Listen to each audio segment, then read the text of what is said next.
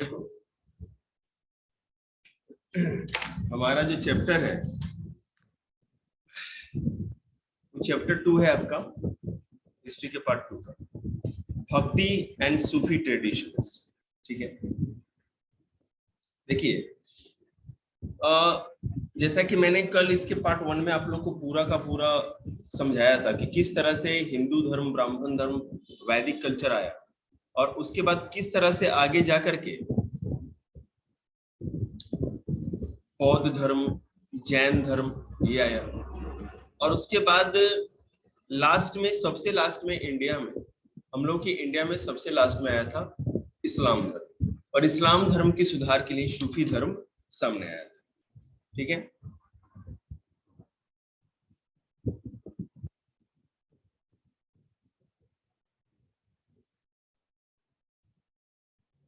चलिए अब इसका आगे करते हैं। मोसेइक और रिलीजियस बिलीफ एंड प्रैक्टिसेस। ठीक है, देखिए, perhaps the most striking feature of this phase is the increasing visibility of a wide range of gods and goddesses in sculpture as well as in text. At one level, this indicates the continued and even extended worship of the major deities Vishnu, Shiva, and the goddess, each of whom was visualized in a variety of forms. देखिए, पहला जो हमारा term है, a mosaic of religious belief and practices. धर्म को अब बहुत सारे धर्म के रूप हो गए, देवी देवताओं के अलग अलग, जैसा कि मैंने आप लोगों को बताया था, पहले जो ईश्वर थे या देवी देवता थे वैदिक काल में वरुण, इंद्र, इस तरह से थे। बौद्ध और जैन धर्म के समय महात्मा बुद्ध और महावीर जैन थे, तीर्थंकर थे। लेकिन अब ना तो किसी भी तरह की देवी देवताओं की कोई कमी नहीं थी। जैसा कि मैंने आपको ब्रह्मा, विष्णु, महेश, ये इन सबों की स्कल्पचर मूर्तियां बनी और उनकी पूजा होने लगी। साथ ही साथ जो शक्ति का रूप थी दुर्गा के भी अलग अलग रूप की पूजा होने लगी। तो अब ये जो समाज था, ये जो मिडिवियल एरा था, मध्यकालीन भारत का जो समय था, इस समय पूरा का पूरा जो हमारा भारतीय इतिहास था उसमें देवी देवताओं, गॉड और गॉडेस की स्कल्पचर बना करके और अलग अलग रूपों में पूजा की जा रही है। 141 पेज निकालेंगे। The integration of cults. देखिए, इंटीग्रेशन ऑफ कल्ट्स का मतलब है कि जो भी पंथ थे, अब जैसे मैं बताऊंगा कि हिंदू धर्म, जैन धर्म, बौद्ध धर्म, और आप ये भी कह सकते हो कि हिंदू धर्म के अंदर बहुत सारी चीजें थी। ठीक है, जैसे हिंदू धर्म में शैव धर्म भी था, शैव कल्ट था। ठीक है, उसके बाद वैष्णव लोग थे जो विष्णु की पूजा करते थे। अब ये तो वैष्णव और शैव नॉर्थ इंडिया में, साउथ इंडिया में बेटा जो वैष्णव होते थे उनको अलवार, और जो शैव होते थे उनको नए नार कहा जाता था। ठीक है, इस तरह से था। देखिए, historians also who have tried to understand these developments suggest that there were at least two processes at work. One was the process of dismantling Brahmanical ideas. This is exemplified by the composition, complication, and preservation of Puranic texts in simple Sanskrit words, explicitly meant to be accessible to women and Sudras, who were generally excluded from Vedic learning. इस समय जो medieval era आया, तो जितने भी हमारे हिंदू धर्म के प्रचारक थे, या हिंदू धर्म या हिंदू जो कल्ट है, हमारा रिलीजन है, उसको सुधारने की कोशिश की। उसमें देखा गया कि पुराणों के अंदर, पौराणिक जितने भी हमारे पास टेक्स्ट थे, उसमें क्या लिखा हुआ था कि औरतों को और शूद्रों को, ठीक है, किसी भी तरह से वैदिक एजुकेशन का कोई राइट नहीं, मतलब वेदों को पढ़ने का या वेदों को सीखने का इसका कोई भी राइट नहीं है। उन्होंने सोचा इसमें कुछ ना कुछ सुधार करना पड़ेगा आगे जाकर। देखिए, at the same time there was a second process at work, that of the Brahmans accepting and reworking the beliefs and practices of these and other social categories. In fact, many beliefs and practices were shaped through a continuous dialogue between that sociologists have described as great Sanskritic Puranic traditions and little traditions throughout the land. देखिए इसमें ये हुआ, ब्राह्मण लोगों ने सोचा कि ब्राह्मण धर्म का या जो ब्राह्मण जो ये धर्म था, जो पहले हिंदू धर्म का जो रूप था जिसमें जाति व्यवस्था कास्ट सिस्टम पूरा था, आखिर उसको छोड़ के लोग बौद्ध धर्म और जैन धर्म की तरफ क्यों गए? ठीक है, इसको एनालिसिस किया गया, इसका विश्लेषण किया। जो भी बड़े बड़े धर्म के प्रकांड विद्वान थे, जो ब्राह्मण लोग, उन्होंने सोचा अगर हम लोग अपने धर्म में, हिंदू धर्म में जो ये अरेंजमेंट्स हैं या जो आप समझ प्रैक्टिसेस हैं, बैड प्रैक्टिसेस हैं, अगर इसको खत्म नहीं करेंगे तो एक समय ऐसा आएगा कि हिंदू धर्म बिल्कुल खत्म हो जाएगा। तो उन्होंने, जैसा कि आपको पता है कि टाइम नीड्स चेंज, टाइम के हिसाब से चेंज की जरूरत है, तो वो चेंज करने के लिए, वो परिवर्तन करने के लिए, ठीक है ना, इन लोगों ने जो भी चेंजेस थे उसको एक्सेप्ट किया। वो चेंजेस क्या थे कि पहले था कि मंदिरों में प्रवेश हो गया या ये सब छुआछूत की बहुत सारी बातें थी, लेकिन हिंदू धर्म में ही बहुत सारे ऐसे कल्ट बन गए, अलवार, नैनार। अब कृष्ण की पूजा शूद्र और ब्राह्मण का कोई उसमें डिफरेंसेस नहीं था, वहां पे ब्राह्मण, क्षत्रिय, वैश्य, शूद्र कोई भी कर सकता, नहीं कहा ईश्वर की नजर में सभी समान, ठीक है। अब जिस कास्ट सिस्टम के कारण हिंदू धर्म में लोअर कास्ट के लोग जैसे कि शूद्राज जो थे, वो अदर रिलीजन को एक्सेप्ट कर रहे थे, दूसरे धर्म को अपना रहे थे, तो उन्होंने सोचा इस कास्ट सिस्टम को ही कमजोर कर दिया जाए, खत्म कर दिया जाए, ठीक है। अब कहा गया कि भगवान सबके हैं और भगवान के लिए नजर में सब लोग एक समान हैं। तो कहने का मतलब यह है कि हिंदू धर्म में जिन बुराइयों के कारण शूद्र लोग या निचली वैश्य और शूद्र लोग बौद्ध धर्म और जैन धर्म को, उन्होंने हिंदू धर्म को छोड़ के अपनाया था, उन चीजों को हटा करके अब हिंदू धर्म में भी जाति व्यवस्था का धीरे धीरे अंत किया जाने लगा। जो मनुस्मृति में जो चीजें चार वर्णों की, चार 4 वर्णास का जो भी डिस्क्रिप्शन दिया गया था, ठीक है, वर्णन किया गया था, उसको खत्म करके अब इसमें सुधार करने की ओर आगे।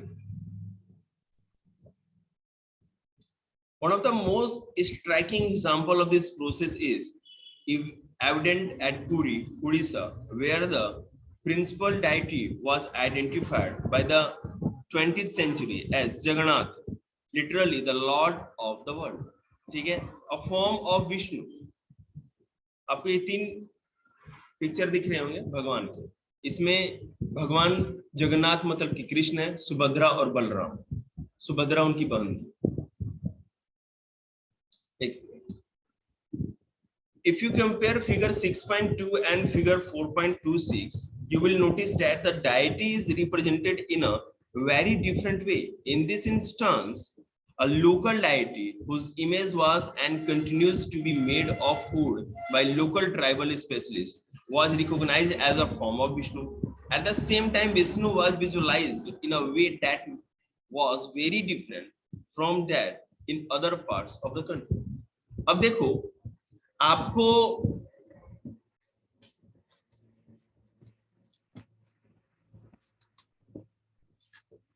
जो यहाँ पर विष्णु का रूप दिख रहा है, कृष्ण ही तो थे विष्णु, ठीक है, यहाँ विष्णु का जो रूप दिख रहा है और जो अलग जगहों पे विष्णु के रूप थे, जो आइडल्स बने थे, मतलब मूर्तियां जो भगवान विष्णु की थी। एक सेकंड में लिंक भेज दूं, बच्चे कुछ लिंक मांगो।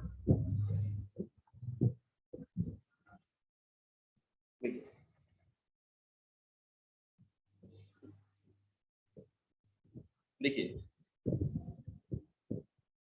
कहा जा रहा है कि the deity is represented in the very different way. In this stance, a local deity whose image was and continued to be made of wood by local tribal specialists was recognized as the form of Vishnu. At the same time, Vishnu was visualized in a way that was very different from that in other parts of the country.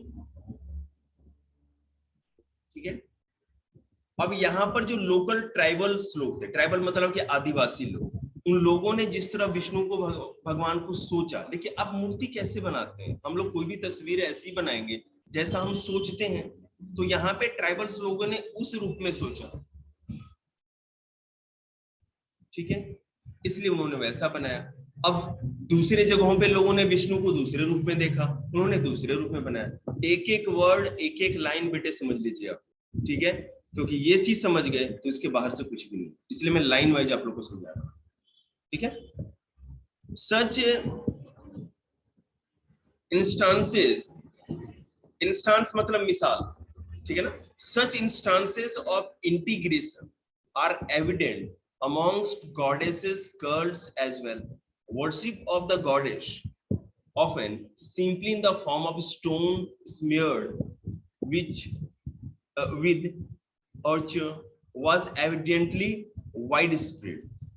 This local deity was often incorporated within the Puranic framework by providing them with an identity as a wife of the principal male deity. Sometimes they were equated with Lakshmi, the wife of Vishnu. In other instances, with Parvati, the wife of Shiva. अब देखो, जो मूर्तियां बनाई गई, जितने भी मूर्तियां बनाई गई, वो सारे के सारे केवल गॉड की ही नहीं थी, देवों की ही नहीं थी, देवियों की भी थी।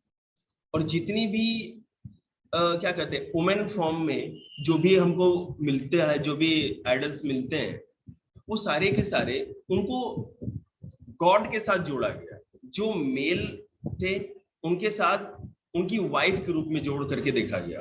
अगर मान लो अगर भगवान विष्णु की मूर्ति कहीं से मिलती है और उसके साथ कोई फीमेल मिलती है तो माना गया कि माँ लक्ष्मी हुई, ठीक है। और अगर कोई शिव जी के साथ किसी की मूर्ति मिलती है तो हम लोग मानते थे कि वो माँ पार्वती है, ठीक है।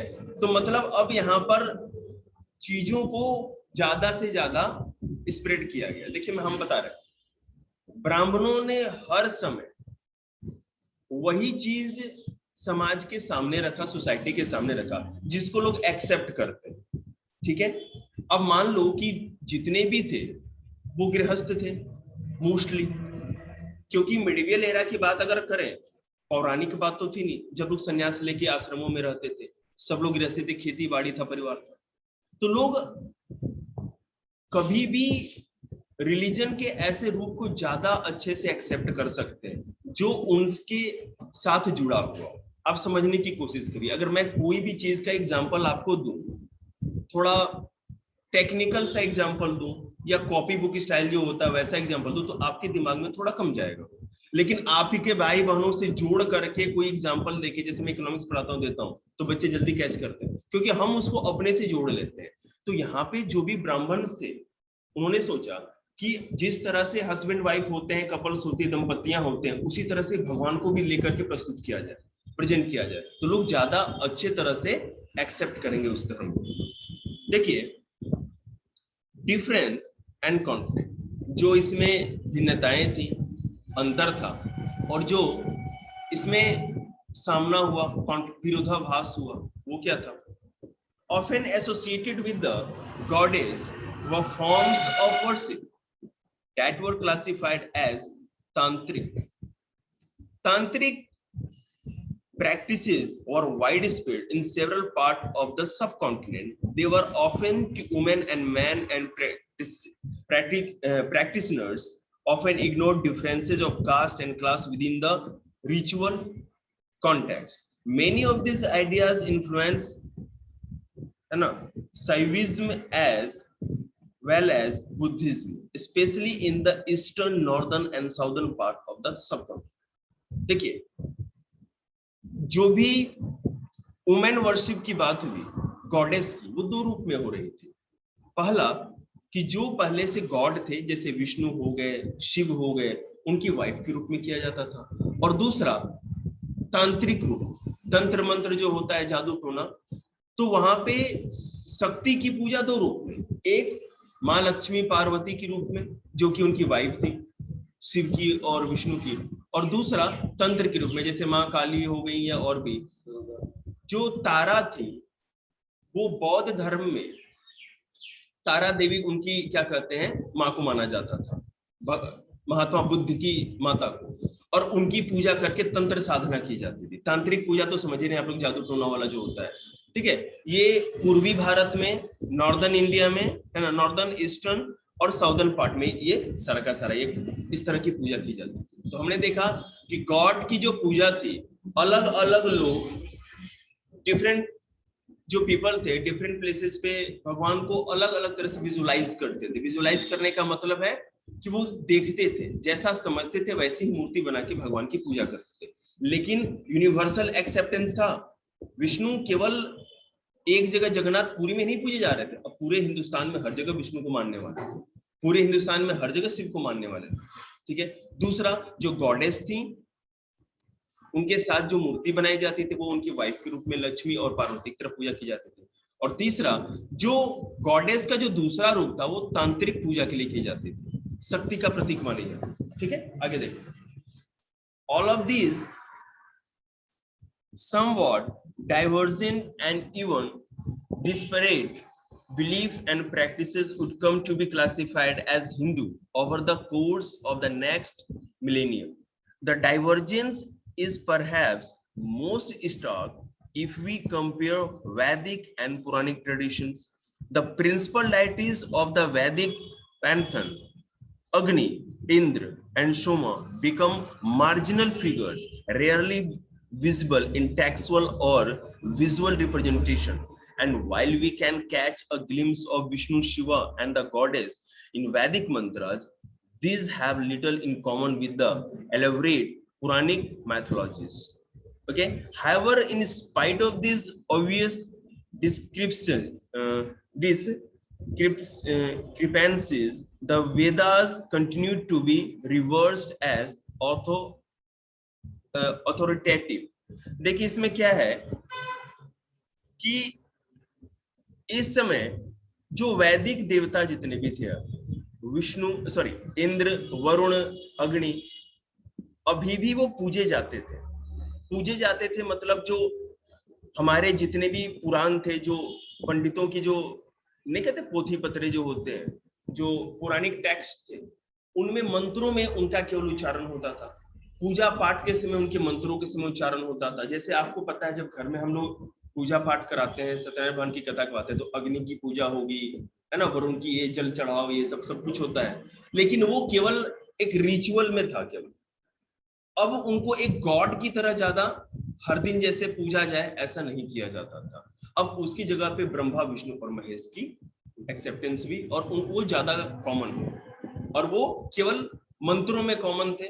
जो भी मंत्राज, जो भी किसी भी तरह की स्पेशल टाइप ऑफ वर्शिप या कोई अगर सैक्रिफाइस या यज्ञ होता था तो उसमें वरुण की, अग्नि की, इन सबों की पूजा होती थी। लेकिन अब कॉमन लाइफ में जैसे हम और आप जैसे जोत बत्ती करते, पूजा करते, तो वहां पे वरुण, इंद्र और अग्नि की पूजा नहीं, ठीक है। वेदों का एक्सेप्टेंस अभी भी था, ठीक है। वेदों को लोग मानते थे, इनकार नहीं करते थे।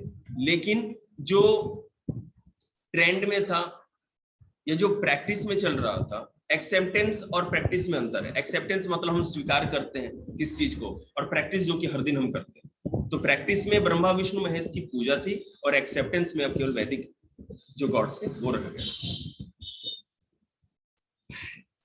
Not surprisingly, there were sometimes conflicts as well. Those who valued the Vedic traditions often condemned practices that went beyond the closely regulated contact with the divine through the performance of sacrifice or precisely chanted mantras. अब लोग उस चीज का विरोध करने लगे। किस चीज का? यज्ञों का विरोध किस तरह से वो देख लीजिए। जैसे ब्राह्मण लोग बोलते थे कि आपको ये करना है, चाहे आपसे ये अपराध हो गया, चाहे आप ये काम कर रहे हो, तो आपको यज्ञ करना चाहिए, एक सेक्रीफाइस करना चाहिए। लेकिन अब लोगों ने बोला कि इतने एक्सपेंसिव सेक्रीफाइसेस को करने की कोई जरूरत नहीं, भगवान आपकी भक्ति से खुश हो जाएंगे। आगे हुआ ना ये, हम लोग क्या सुनते हैं कृष्ण की, आप कृष्ण को लाडू गोपाल घर में ले आते हैं लोग, बोले कि आप भक्ति करो, भगवान कुछ भी ना चढ़ाओ, उस भक्ति से भी खुश है। ये जो हम बोलते हैं ना, ये मेडिवियल एरा में ये सारी चीजों को शामिल किया गया, क्योंकि देखा गया कि लोग अब अपने रोजमर्रा के लाइफ से अपना पेट पालने के लिए मजबूर है, वही नहीं कर पा रहे। ये वो एरा था जब मुस्लिम इन्वेडर्स आ गए थे इंडिया में, और लोग केवल 2 वक्त की रोटी से ज्यादा कुछ नहीं सोचते थे। और अगर ऐसा होता,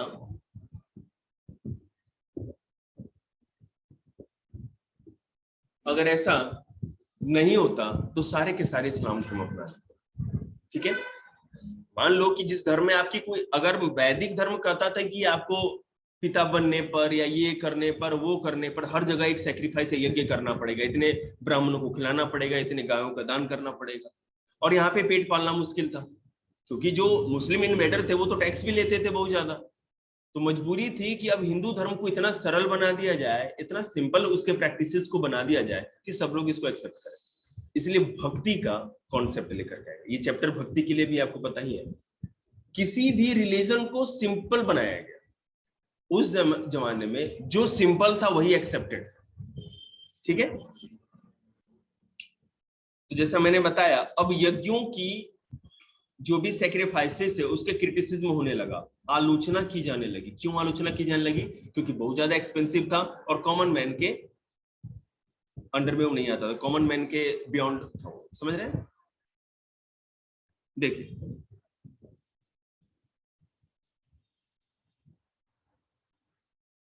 on the other hand those engaged in the tantric practices, सबसे निचले लाइन में, frequently ignored the authority of the Vedas. ठीक है, also devotees often tended to project their chosen deity, either Vishnu or Shiva, as supreme. Relations with other traditions such as Buddhism or Jainism were also often fraught with tension, if not often conflict. The traditions of devotion or bhakti need to be located within this context. Devotional worship had a long history of almost 1,000 years before the period we are considering. During this time, expressions of devotion ranged from the routine worship of deities within temples or ecstatic adoration, where devotees attained a trance-like state. The singing and chanting of devotional compositions was often a part of such modes of worship. This was particularly true of the Vaishnavas and Shiva sects. देखिए, इसमें ये कहा गया कि common में आप समझ लो कि सामान्य रूप से जनरली वेदों के इंपॉर्टेंस को तो कम कर ही दिया गया। वेदों की अब कोई सुनने वाला नहीं था इसमें। लेकिन कुछ लोग ऐसे थे जो वेदों को मानते तो थे लेकिन इंपॉर्टेंस नहीं देते थे। एक्सेप्टेंस था, इंपॉर्टेंस नहीं, क्या कहते हैं, प्रैक्टिस हम में नहीं लेके आते। लेकिन जो तांत्रिक पूजा करते थे, ठीक है ना, वो बिल्कुल इग्नोर कर देते थे, वो वेदों को मानते ही नहीं थे। ठीक है, वो जिस जैसे आपको पता है तंत्र सिद्धि के लिए कभी भी किसी शक्ति की पूजा की जाती है।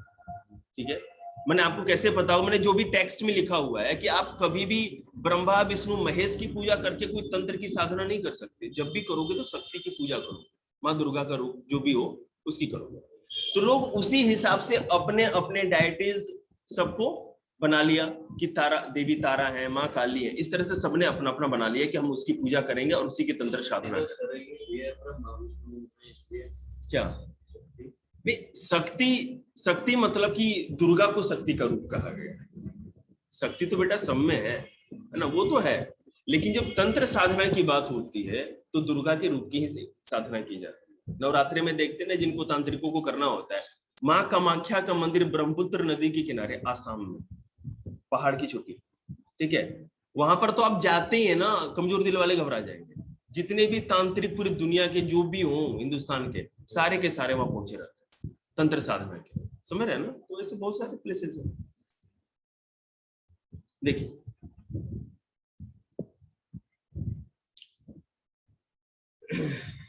हाँ सॉरी, अब इसमें जैसा कि आपको पता है पहले वेदास को इंपॉर्टेंस था, लेकिन अब सुप्रीम रूप में दो ही चीज को माना गया। एक शक्ति तो थी जिनको तंत्र साधना करना, और दूसरा या तो विष्णु सबसे श्रेष्ठ है। एक लोग बोलते थे जो वैष्णव होते थे कि विष्णु दुनिया में सबसे बड़े, विष्णु से बड़ा कोई नहीं, विष्णु से ही सब कुछ आया।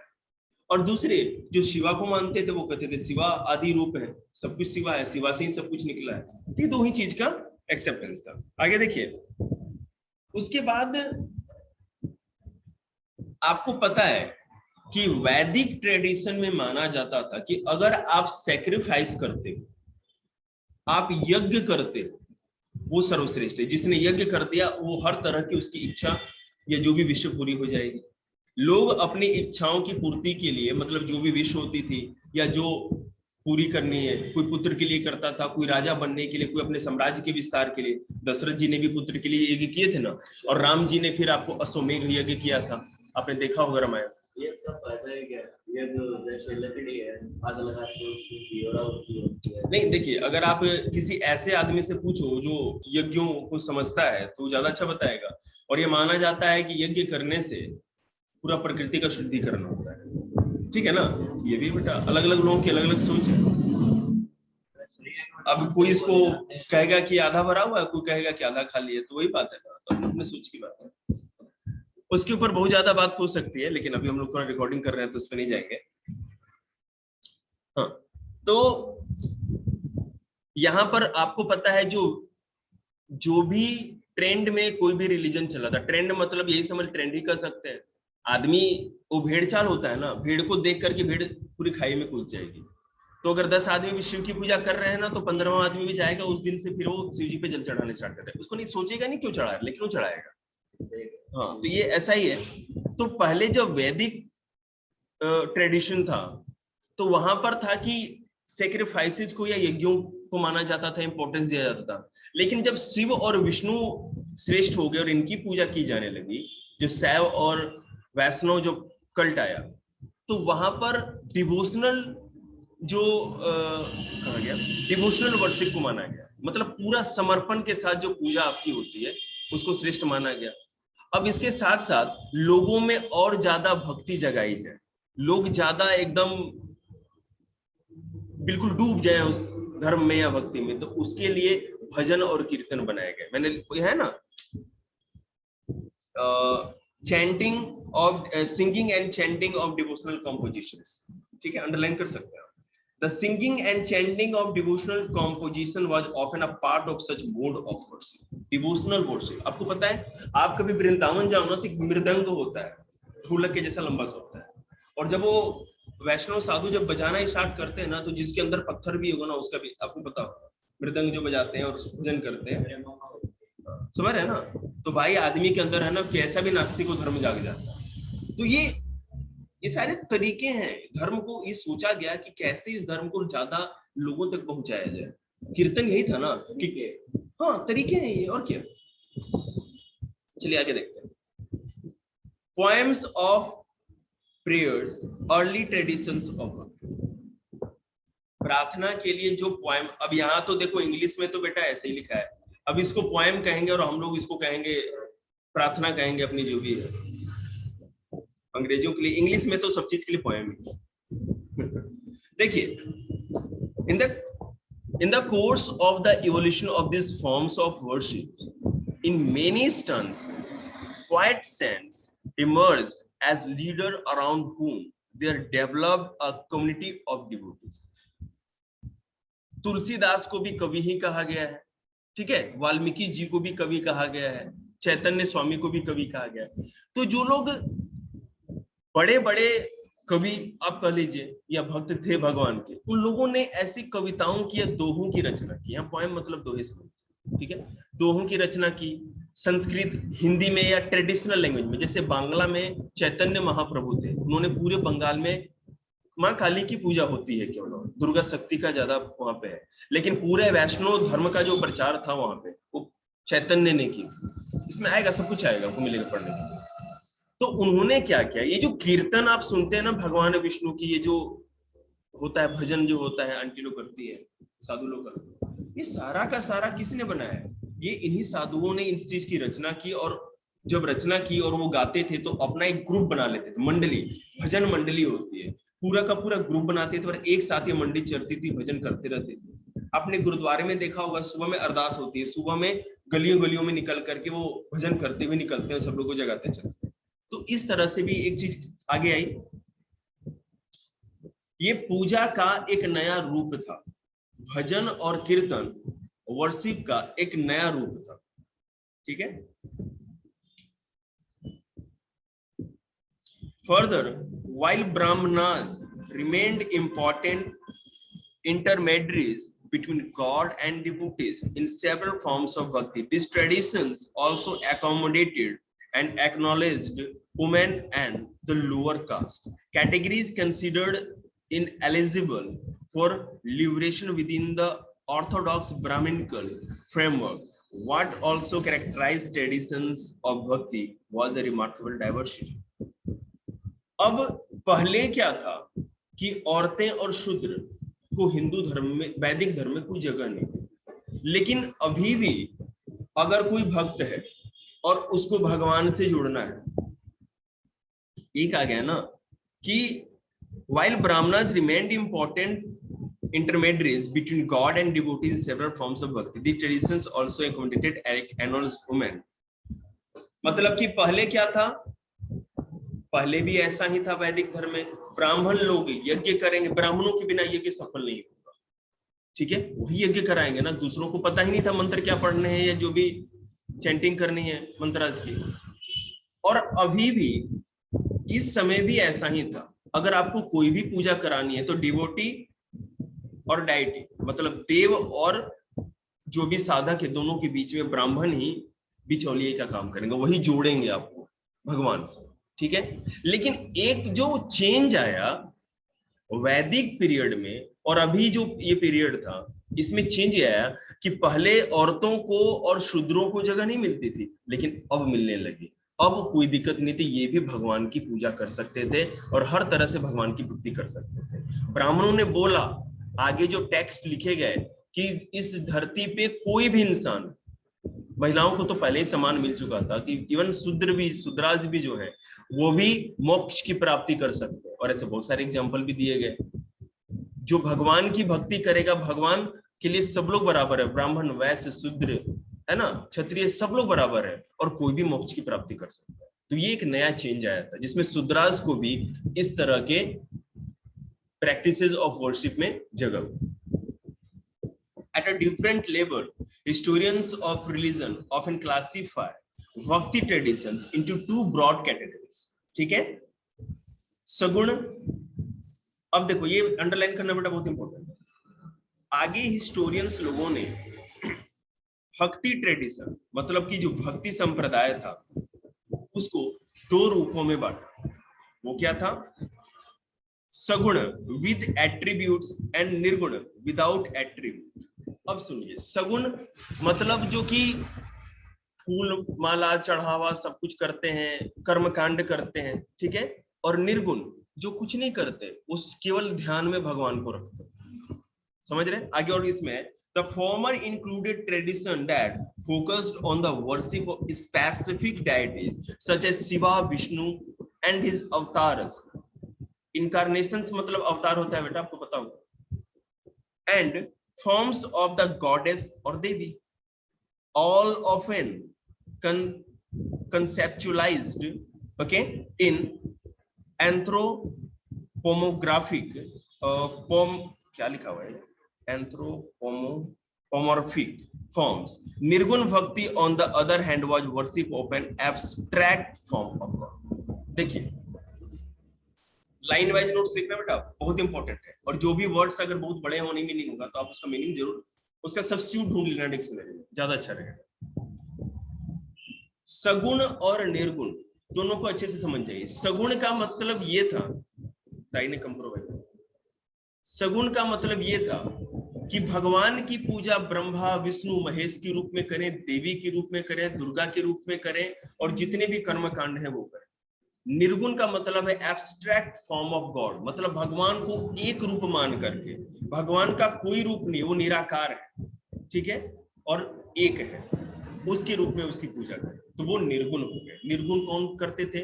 निर्गुण जो फिलोसफर्स होते थे, दार्शनिक लोग जो होते थे, जो उपनिषदों की रचना करते हैं, आत्मा क्या है, आत्मा और परमात्मा में क्या संबंध है, आत्मा कभी मरता नहीं, ये सब जो बातें होती है ना, जो एक फिलॉसफी की जो बातें हैं, दर्शन की बातें, इस तरह के लोग निर्गुण, सगुण ब्रह्म और निर्गुण ब्रह्म, मतलब सगुण मतलब ब्रह्म मतलब कि जो भगवान को अलग अलग रूपों में देख के पूजा करते हैं, भगवान का अलग अलग रूप मानते हैं, और निर्गुण जो भगवान का अलग अलग रूप ना मान के भगवान को एक मान के पूजा करते हैं। बस ये अंतर, ठीक है, याद रखिएगा इसको। अजी मुझसे मत बुलवाओ अभी कुछ। अगला पॉइंट बहुत इंपॉर्टेंट है, और इस पॉइंट के बाद सीधे हम लोग कल करते हैं, फिर आज वो क्वालिटी भी करा रहे हैं।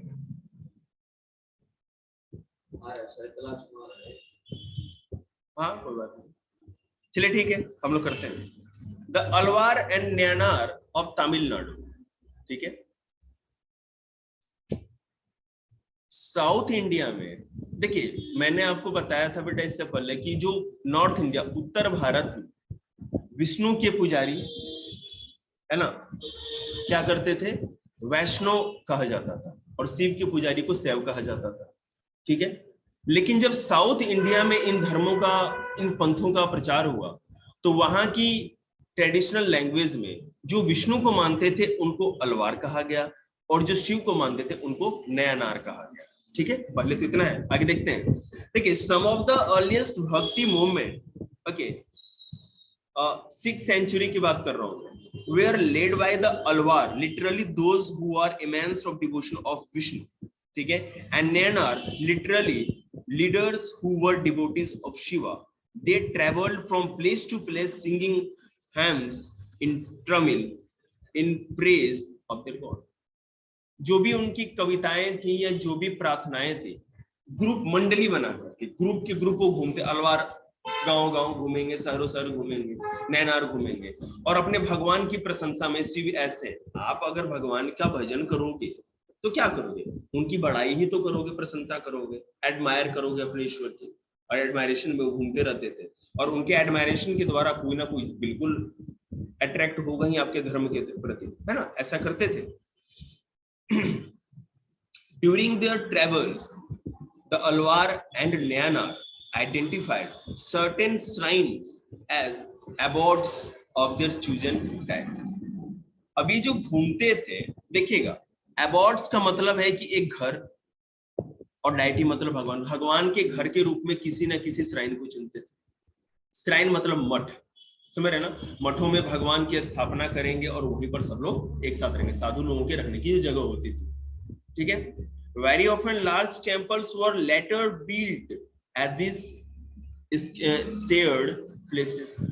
पहले मठ थे, ठीक है, सबसे पहले श्राइन, श्राइन मतलब कि मठ, आश्रम बनाए गए, और वहीं पे भगवान की स्थापना करके रखते थे। आगे जाकर के जब टेम्पल्स बनने लगे, बड़े बड़े टेम्पल्स बनने लगे, तो ये मठों की जगह उन टेम्पलों में, ठीक है। These developed as centers of pilgrimage.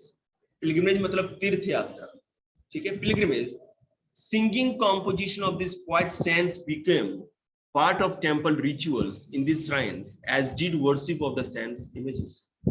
अब देखिए, यहाँ पर मंदिरों में या मठों में क्या होता था, भगवान की सिंगिंग, भजन कीर्तन होता था, और जो मंदिर हो गए जहां पर भगवान की स्थापना कर देगी, अब वो तीर्थ यात्रा या धाम बन गए। धाम कहते हैं ना हम लोग, दूर दूर से लोग वहां पर पूजा करने आते थे, चढ़ावा चढ़ाने आते थे, बिल्कुल, और उन मंदिरों में ही साधु संत रहने लगे, और वहीं पर साधु संतों की भी तस्वीर लग गई, है ना। आज इतना ही रखते हैं। सर, इन दोनों में कभी लड़ाई नहीं हुई भगवान को लेकर कि मेरा भगवान खड़ा है, मेरा, तो बेटे